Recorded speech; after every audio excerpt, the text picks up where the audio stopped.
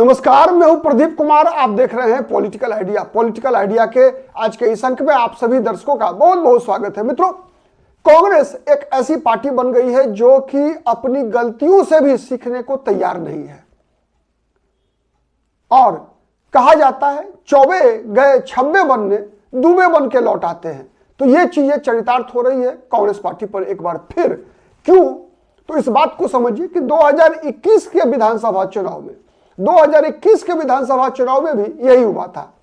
केरल के जो कांग्रेस के नेता थे, केरल में कांग्रेस के नेता लगातार अपने आलाकमान से ये मांग करते रहे कि किसी भी कीमत पर पश्चिम बंगाल में कम्युनिस्टों के साथ, वामपंथियों के साथ कोई तालमेल मत करो। लेकिन कांग्रेस पार्टी की केंद्रीय जो राजनीति ने इसको स्वीकार नहीं किया। पश्चिम बंगाल में कांग्रेस और सीपीएम के मतलब चूंकि वाम मोर्चा में सबसे बड़ा दल है सीपीएम के साथ गठबंधन करके चुनाव लड़ी। परिणाम क्या हुआ कि एक तो जूनियर पार्टनर बनी कांग्रेस पार्टी मात्र 92 विधानसभा सीटों में, पर पश्चिम बंगाल में कांग्रेस चुनाव लड़ी थी 2021 के विधानसभा चुनाव में और एक भी सीट जीतने में कामयाब नहीं हो पाई कांग्रेस पार्टी 2021 के विधानसभा चुनाव में। और साथ साथ बंगाल के चक्कर में केरल भी कांग्रेस ने गंवा दिया। मित्रों, केरल वह राज्य है जहां पर कि हर 5 साल में सरकारें बदल जाया करती थी, लेकिन 2021 में नहीं बदला। क्यों नहीं बदला? उसके पीछे जो आशंका कांग्रेस के नेताओं की 2021 में थी, वो आशंका सच साबित हुई। और यही खेल आप देखेंगे गौर से तो इस बार भी 2026 में बंगाल में कांग्रेस का पीछा नहीं छोड़ रहा है। पश्चिम बंगाल में कांग्रेस पार्टी के अंदर 2 खेमे बन चुके हैं। एक खेमा है जो ये मान रहा है कि पश्चिम बंगाल में कांग्रेस पार्टी यदि सीपीएम के साथ, लेफ्ट मोर्चा के साथ, वाम मोर्चा के साथ अगर गठबंधन नहीं करेंगी तो एक गलत संदेश जाएगा। इंडिया गठबंधन का अस्तित्व खत्म हो जाएगा अगर वामपंथी पार्टियों से गठबंधन नहीं हुआ तो। वहीं केरल में कांग्रेसियों का कहना है कि भाई उसी कारण से तो पिछली बार हम मतदाताओं को यह समझा पाने में नाकाम रहे कि हमारी कोई वाम मोर्चा के साथ, लेफ्ट पार्टियों के साथ कोई भीतरी मिली भगत नहीं है। लेकिन कांग्रेस का केंद्रीय नेतृत्व ने नहीं माना। परिणाम दोनों राज्यों में कांग्रेस तबाह हो गई। इस बार भी यही हो रहा है। पश्चिम बंगाल में कांग्रेस पार्टी में 2 खेमे बने हुए हैं, केरल में कोई 2 खेमा नहीं है। हाँ, केरल के कुछ नेता हैं जो दिल्ली में राहुल गांधी के, मल्लिकार्जुन खड़गे के नजदीक होते हैं। उन लोगों की अलग राजनीति है, अपनी सोच है, क्योंकि उनको केरल की राजनीति करनी नहीं है। केरल के कुछ नेता ऐसे हैं मित्रों जो केरल के अलावे किसी और स्टेट से जाकर राज्यसभा में चले आते हैं, राज्यसभा के सदस्य बन जाते हैं। तो उनको केरल में कांग्रेस कमजोर होगी तो फिर उनको बहुत अधिक अंतर नहीं पड़ता है। लेकिन जिन कांग्रेसियों को केरल में राजनीति करनी है, उन कांग्रेसियों को यह लगता है कि भाई चाहे 2019 का लोकसभा चुनाव हो, चाहे 2024 का लोकसभा चुनाव हो, दोनों लोकसभा चुनाव में या फिर अभी म्युनिसिपल कॉर्पोरेशन का चुनाव हो, कांग्रेस जीतती है। लेकिन विधानसभा में 2021 में क्यों हार गई? उस राज्य से जहां से राहुल गांधी सांसद है, उसके बावजूद। तो उसका कारण केरल के कांग्रेसियों को पता है। केरल के बीजेपी के लोग उत्साहित हो जाते हैं।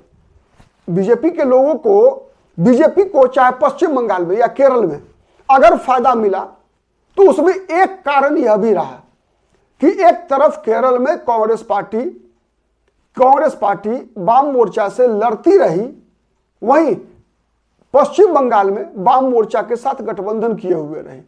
तो बीजेपी ने दोनों राज्यों में मतदाताओं को यह समझाने में बीजेपी भी कामयाब रही और सीपीएम भी कामयाब रही अपने मतदाताओं को कि हमें और कांग्रेस को अलग अलग मत देखो, हम भी वही हैं जो कांग्रेस है।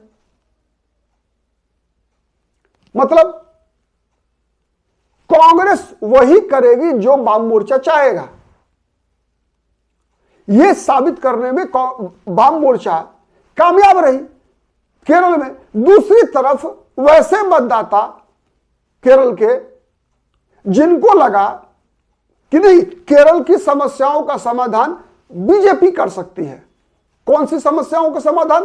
तो वो रिलीजियस जो मुद्दे हैं, चाहे वो मुद्दे लव जिहाद का मुद्दा रहा हो, चाहे वो लैंड का मामला रहा हो, इन सब मुद्दों का समाधान बीजेपी कर सकती है। तो 2021 के विधानसभा चुनाव में उन मतदाताओं को लगा कि भाई केरल में बीजेपी तो कमजोर है, केरल में सत्ता में तो आ नहीं सकती।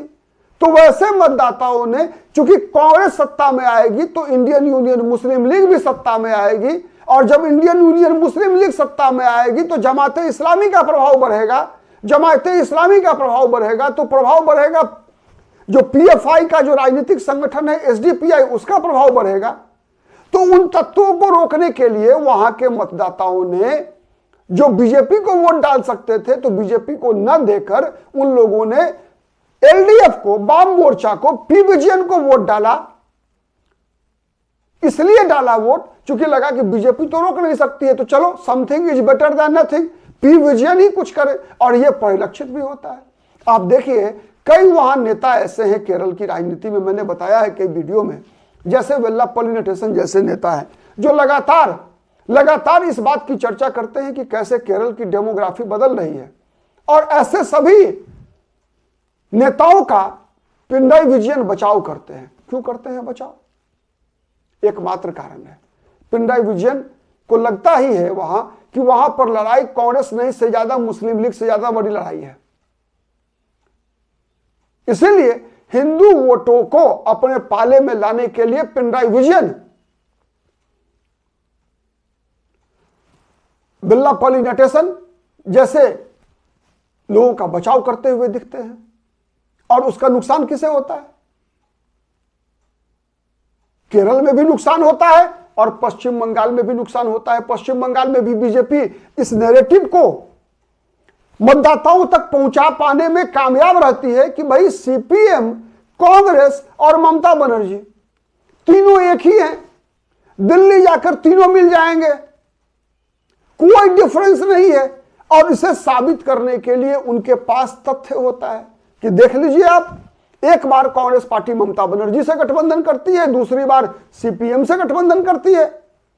तो जो कोई भी Mamata type politics, CPM type politics को बंगाल की धरती से उखाड़ना चाहता है तो BJP is only a single choice there. तो यह बीजेपी समझा पाने में कामयाब हो जाती है। तो केरल के मतदाताओं की आशंका, पश्चिम बंगाल के मतदाताओं की आशंका, पश्चिम बंगाल और केरल के कांग्रेस के नेताओं को पता है। इसीलिए केरल में चाहे वो वीडी सतीशन हो, जो कि नेता विपक्ष है वहां पर, वीडी सतीशन स्पष्ट कहा है कि भाई अगर वाम मोर्चे से अगर आप पश्चिम बंगाल में गठबंधन करेंगे तो केरल में हमारा बंटाधार हो जाएगा, हम सरकार बनाने जा रहे हैं। अगर हम सरकार बनाने जा रहे हैं और हम पर यह आरोप लगा कि आप वहां कम्युनिस्टों से गठबंधन किया हुआ है आपने, और यहां पर कम्युनिस्ट पार्टी के लोग इंडियन यूनियन मुस्लिम लीग की पॉलिटिक्स को प्रतिदिन आक्रमण कर रहे हैं। केरल के जो कम्युनिस्ट हैं, जो सीपीएम के नेता हैं, लगातार हिंदुत्व का कार्ड खेल रहे हैं वहां, क्योंकि कांग्रेस के साथ पूरा का पूरा मुसलमान जो है वहां यूनाइटेड है केरल में।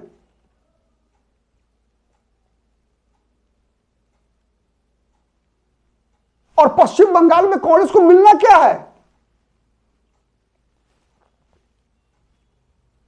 तो और साथ ही पश्चिम बंगाल में भी शुभंकर सरकार जैसे प्रदेश अध्यक्ष है कांग्रेस पार्टी के, लगातार मांग कर रहे हैं कि कांग्रेस पार्टी को अपने बलबूते पर चुनाव लड़ना चाहिए। अपने बलबूते पर चुनाव लड़ने की लगातार पैरवी कर रहे हैं और यह भी कह रहे हैं कि अगर गठबंधन लेफ्ट के साथ हुआ तो केरल में भी, बंगाल में भी बीजेपी को तो और बैठे बैठाए मौका मिलेगा हम पर आरोप लगाने का कि हम किसी बदलाव के लिए नहीं जा रहे। तो अब 23 तारीख को, कल, आज ही कांग्रेस पार्टी की बैठक होने जा रही है केरल के मुद्दे पर राहुल गांधी मल्लिकार्जुन खड़गे के साथ। देखिए क्या फैसला होता है, क्या फैसला करते हैं कांग्रेस पार्टी के आला कमान कि क्या केरल के लिए बंगाल में कुछ सीटें मिल जाए कांग्रेस को, क्या उसके लिए केरल को दांव पर फिर लगाएंगे 2021 की तरह। बने रहिए पॉलिटिकल आइडिया के साथ।